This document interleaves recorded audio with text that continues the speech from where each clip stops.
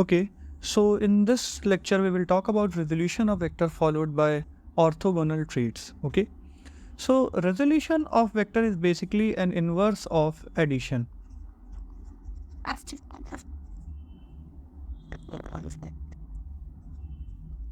Inverse of addition of vector. So suppose like in addition, we have maybe two vector A and B and उनका head और tell हम लोग match करते थे add करने के लिए, और रिजल्टेंट वेक्टर पहले के टेल से दूसरे के हेड की तरफ इस तरीके से मिलता था. तो ये मान लेते हैं वेक्टर ए है, this is vector B and the resultant will be this R. So यहाँ पे हम लोग कहते थे कि जो रिजल्टेंट आर है वो ए और बी के एडिशन से बना है. रेजोल्यूशन में क्या होगा, अगर हमारे पास सपोज करें आर है तो उसको ए और बी में ब्रेक करना, इस मेथड को, इस तरीके को हम लोग रेजोल्यूशन ऑफ वेक्टर कहते हैं. यहाँ पे रेजोल्यूशन करता क्या है कि जब वो आर को इन दो वेक्टर ए और बी में तोड़ता है, ओके, तो ए और बी मिल के कंबाइंड इफेक्ट जो पैदा करते हैं आर वो अकेले कर रहा होता है. So basically resolution is a method of breaking और you can say splitting a vector into two component. Generally दो कंपोनेंट में हम लोग उसको तोड़ते हैं सच दैट वो दोनों कंपोनेंट कंबाइंड होके जो इफेक्ट पैदा करें, हमारा ओरिजिनल वेक्टर अकेले वो इफेक्ट पैदा कर रहा हो. एक वेक्टर को किसी भी एक रैंडम डायरेक्शन में तोड़ा जा सकता है. जैसे अगर सपोज हमारे पास एक वेक्टर है, मान लेते हैं एक वेक्टर है हमारे पास p, ये एक वेक्टर है हमारे पास and it is p, okay, and we wish to break this vector in a very arbitrary direction. Suppose we want to break this vector into maybe this direction, this very random direction. तो इस direction में भी इसको break किया जा सकता है. Okay, so it is possible कि हम उसका एक कंपोनेंट जो है इस डायरेक्शन में तोड़ लें. अब इसका डिटेल तो हम लोग आगे ऑर्थोगोनल ट्रेट्स में देखेंगे. हम लोग एक बहुत इंपॉर्टेंट चीज़ को ध्यान रखेंगे, ऑल्दो आर्बिट्रेरी किसी भी एंगल में एक वेक्टर को ब्रेक तो किया जा सकता है, लेकिन हम लोग सबसे इम्पॉर्टेंट चीज़ जो ध्यान में रखेंगे वो ये कि राइट एंगल पे, मतलब एक दिए गए वेक्टर को इस तरीके से हम लोग ब्रेक करेंगे कि दो जो कंपोनेंट उसके निकल के आए वो आपस में 90 डिग्री बनाए. ओके, ये वेक्टर इनसे और इनसे तो जो एंगल बना रहा होगा, मगर जो एक वेक्टर को, इस वेक्टर को जब हम इसमें और इसमें दो पार्ट में तोड़ें तो वो दोनों आपस में 90 डिग्री पे रहें, वो हमारा बेस्ट केस सिनेरियो रहेगा, रेजोल्यूशन में सबसे हेल्पफुल रहेगा. But still if we want we can break a given vector into any arbitrary direction. But अगर हम लोग इसको बिल्कुल रैंडम डायरेक्शन में ब्रेक करेंगे तो उसकी वैल्यू को बता पाना काफ़ी मुश्किल होगा अगर हम उसको दो रैंडम डायरेक्शन में ब्रेक करें. रैंडम से मेरा मतलब है, सपोज कर लें एक डायरेक्शन ये हो गई और एक कोई दूसरी डायरेक्शन ये हो गई, तो it is possible, yes we can do this. We can break P into this and this. ये जो दो डॉटेड डायरेक्शन है, इन डायरेक्शंस में भी हम इनको ब्रेक कर सकते हैं. तो सपोज कर लेते हैं कि मे बी हमारे पास एक कोई वेक्टर है A दिस एंड एक कोई वेक्टर है B. Okay, this one is A and this one is B, और हमारे पास एक कोई वेक्टर है R. ये रहा, ये कोई एक वेक्टर R रहा.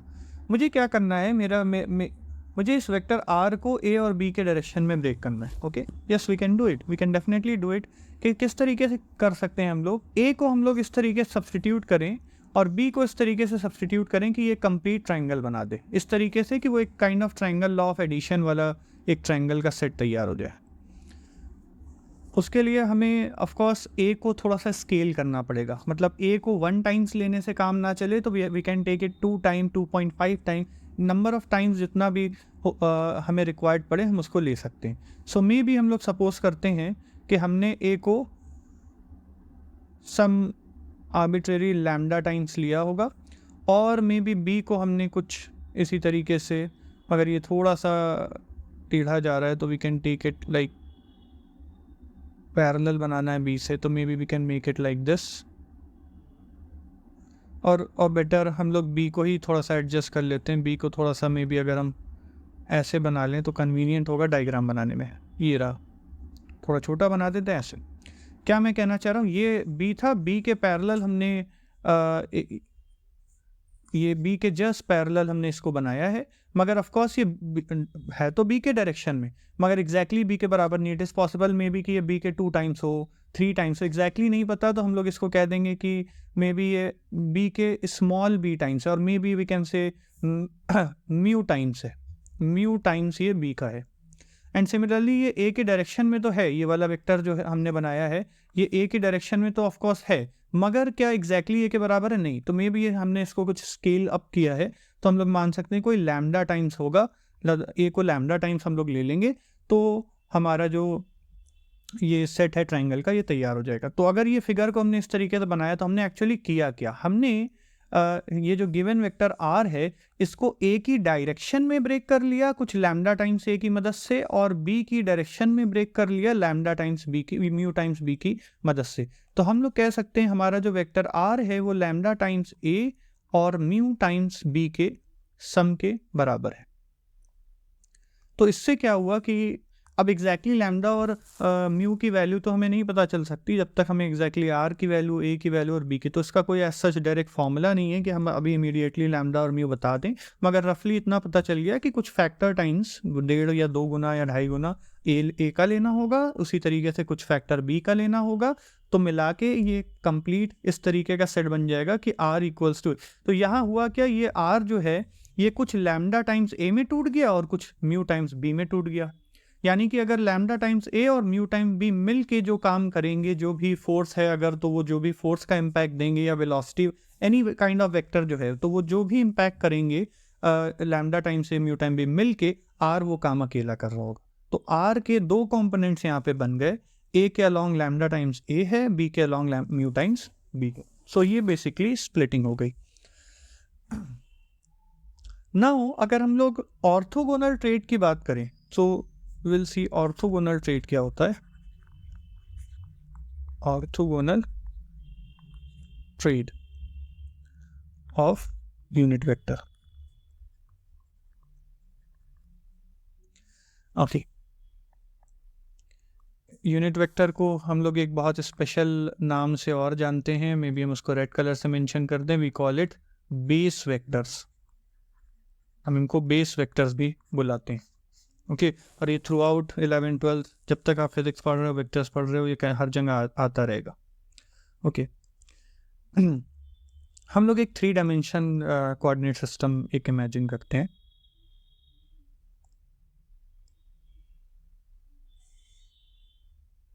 ये हमारी मे बी एक्स एक्सिस है, ये हमारी वाई एक्सिस है, और इसको जेड मान लेते हैं।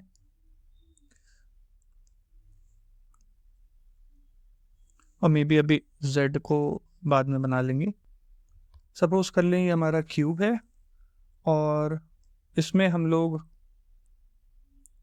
ये एरोज जो हैं ये क्यूब के लेंथ को दिखा रहे हैं। ये एग्जैक्टली क्यूब नहीं है, हल्का सा क्यूबॉइड लग रहा है, बट इसको क्यूब इमेजिन कर लें, और ये मान लें कि ये तीनों साइड बराबर है। क्या कहना चाह रहा हूँ, ये वाली और ये वाली तीनों बराबर है। तो ये एक क्यूब है ऑफ यूनिट लेंथ, हम यूनिट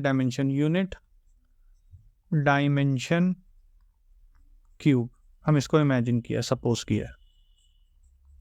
ओके तो इस क्यूब के अलॉन्ग ये एक्स एक्सिस है, ये वाली जेड एक्सिस है, ये वाली वाई एक्सिस है।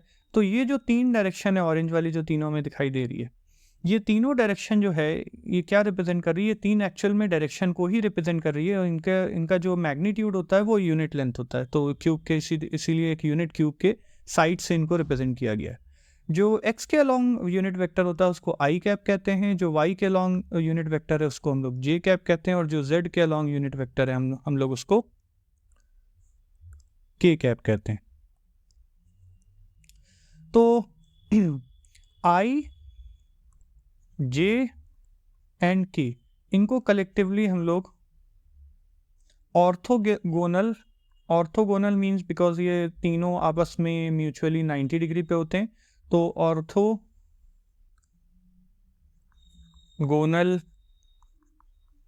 ट्रेड्स ऑफ यूनिट वेक्टर्स कहा जाता है इन्हें, और हम लोग इनको सिंपली बेस वेक्टर्स भी कह सकते हैं।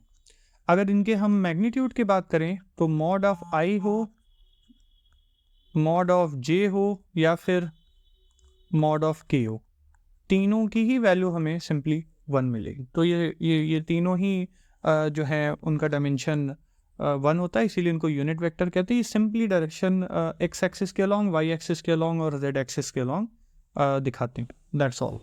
कभी कभी हम लोग इनको रिप्रेजेंट एक तरीके से और कर लेते हैं, एक्स वाले को एक्स कैप, वाई वाले को वाई कैप और जेड वाले को जी कैप भी लिखा जाता है, मगर ज़्यादा जो हमारे लिए यूज़फुल है वो ऑफकोर्स आई, जे और के टर्म में ही हमारे लिए ज़्यादा काम का है। सो इसको हम लोग ध्यान में रखेंगे। That's all. अब आने वाले लेक्चर में we will talk about rectangular component of a vector, और उसके बाद कुछ न्यूमेरिकल्स हम लोग उससे रिलेटेड डिस्कस करेंगे।